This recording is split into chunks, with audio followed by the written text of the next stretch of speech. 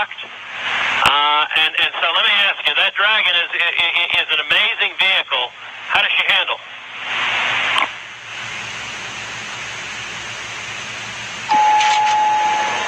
It flew just like it was supposed to. It was we had a couple opportunities to take it out for a spin, so to speak. Once after we got into orbit last night, and again today, about 20 minutes before we docked. And my compliments to the folks back at Hawthorne and SpaceX for how well it flew. It is exactly like the simulator, and we couldn't be happier about the performance of the vehicle. What do you guys hope to accomplish in your time on the International Space Station?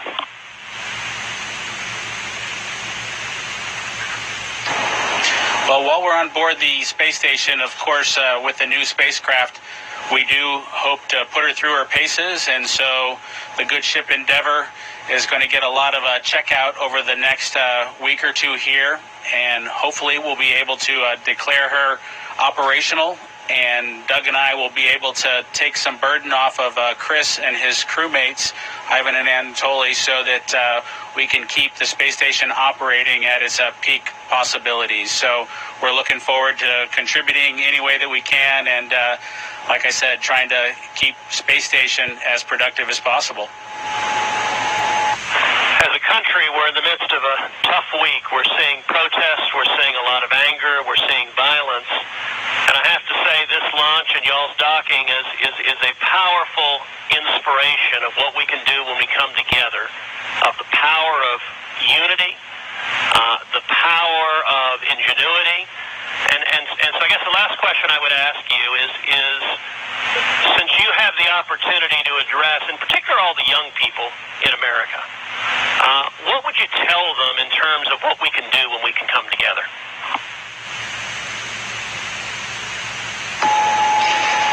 You know, that's a great question. 9 years ago, just about exactly 9 years ago, we docked with Atlantis on STS-135, the last flight of the Space Shuttle program, a 30-year program. And folks at SpaceX, folks at NASA, the Commercial Crew Program put their heads together and worked diligently year after year, making sacrifices, working hard. And then 9 years later, American launch capability was restored, and this is just one effort that we can show for the ages in this dark time that we've had over the past several months, to kind of inspire especially the young people in the United States to reach for these lofty goals and work hard, and look what you can accomplish. Thank you, gentlemen. God bless you. Thank you, Senator Cruz. We have another very special guest here that represents the Johnson Space Center. And of course, it's my good friend from the House of Representatives, Dr. Brian Babin.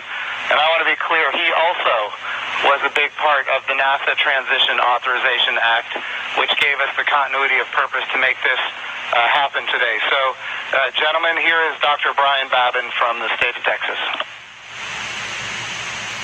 Thank you. So great to be with you guys. I was at the launch yesterday. I just want to say a huge congratulations. And, there was a thunderstorm that blew in about 30 minutes or 45 minutes or so before liftoff. And it was in doubt there for a minute, but it was just an enormous achievement. I just want to say thank you for you guys. Really appreciate what you're doing for America, and the crew that's already been up there, Chris, and your two fellow Russians. To give you a great big thank you as well. I have a son who is a Navy SEAL, and I want to thank you for your service there too, Chris. And also, I would like to just see what I know you said that the craft, the Dragon, handled very well, but I want to see how it compares with the space shuttle. If one of you would address that, I would appreciate it.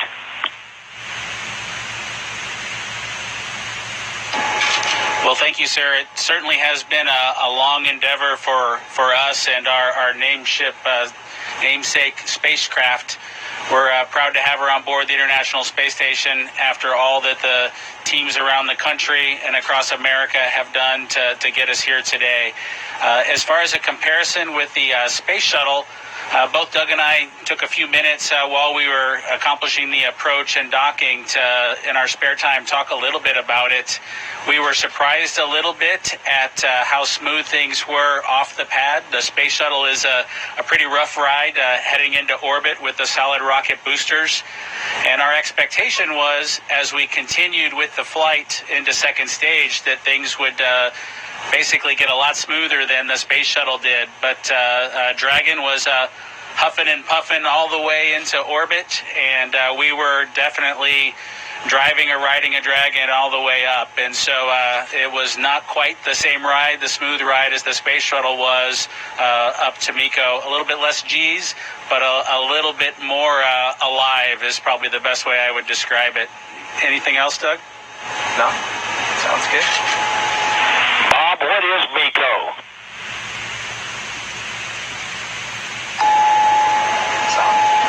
Sorry, I have to apologize for actually using the term MECO. It's a little bit confusing between the space shuttle and the Dragon vehicle. So it's a main engine cutoff is what MECO stands for. Those happened at different times in flight for the two vehicles. For the space shuttle, that was when you were all the way in orbit. For Dragon, that was just a little bit after 2 minutes. And then we had the single engine cutoff for second stage when we achieved orbit. So that time under the single engine under Dragon with one engine was more of an experience than the shuttle was for that 6.5 minutes or so that we were under that second stage motor. Well, I would just like to say, in fact, Doug, did you have something you wanted to add there? I met your mother and father yesterday, Doug, and great folks. They're very, very proud of their son.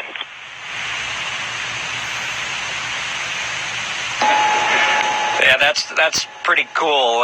Hopefully they enjoyed the launch. I know for parents, it can probably be pretty nerve-wracking for them to experience a launch. This was their third, so I'm glad everything went okay, and hopefully it was a good show. We haven't obviously heard or seen any video yet, but we're looking forward to seeing the launch replayed sometime.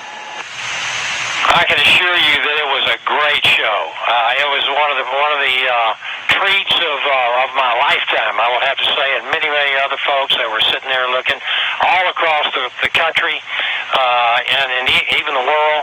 And I can tell you, as Senator Cruz said, we've gone through some really, really rough times over the last few days, and to have that successful launch. The public-private partnership between NASA and SpaceX, and you guys being so well-trained and having it go off without a hitch was a tremendous blessing for our country. And I can't tell you how many emails and communications I've gotten from people that who are so disturbed by what's been going on, transpiring around the country, to have the great news and the wonderful liftoff and everything going without a hitch. So I just want to say God bless both of you. Thank you so very much. Bless the rest of you folks up there as well. We thank our Russian partners. And thank you, Chris. Y'all are all in our prayers, and we're looking forward to seeing you successfully complete your mission and back on safely on Earth. God bless.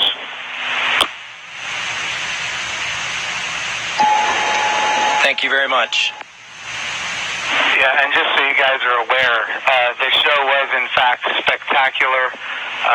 The ratings on NASA TV beat everyone else. Not just some of them, it beat all of them, and that includes... yeah. Just so everybody is aware, the whole world saw this. It trended #1 on Twitter. It was the #1 thing talked about on social media in general. This was an amazing moment, and it represents a transition in how we do space flight from the United States of America. NASA is not going to purchase, own, and operate rockets and capsules the way we used to. We're going to partner with commercial industry for access to low Earth orbit, and those partnerships are going to enable our providers to get customers that are not NASA and drive down our costs. And we're going to have numerous providers that are competing on cost and innovation and safety. And we're going to have more access to low Earth orbit than ever before. And this business model, now that it's been proven on commercial resupply of the International Space Station, now commercial crew to the International Space Station, this model is going to apply, and I know Senator Cruz has this near and dear to him, when we go to the moon. And of course, when we go to the moon, it's going to be done because of the great people here at the Johnson Space Center and so many other centers across the United States of America. But when we go to the moon, we're going to land on the surface of the moon with commercial landers.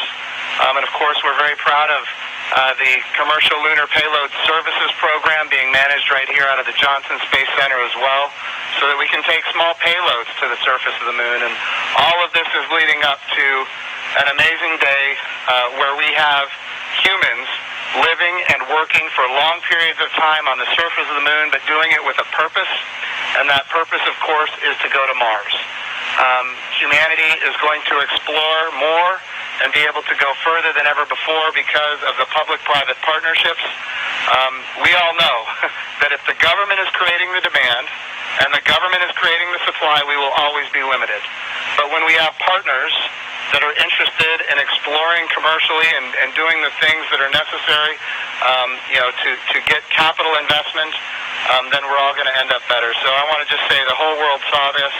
This is a new era in human space flight, and we are so grateful for the service of not just our two astronauts that embarked on this mission, but the 100,000 plus people that participate in it, in this mission, everything from the suppliers to the main contractors, to the NASA team, the SpaceX team. What an amazing day for our country and, in fact, for the world. I'm going to turn it over for a second to my deputy, Jim Morehard, who's been a great deputy at NASA.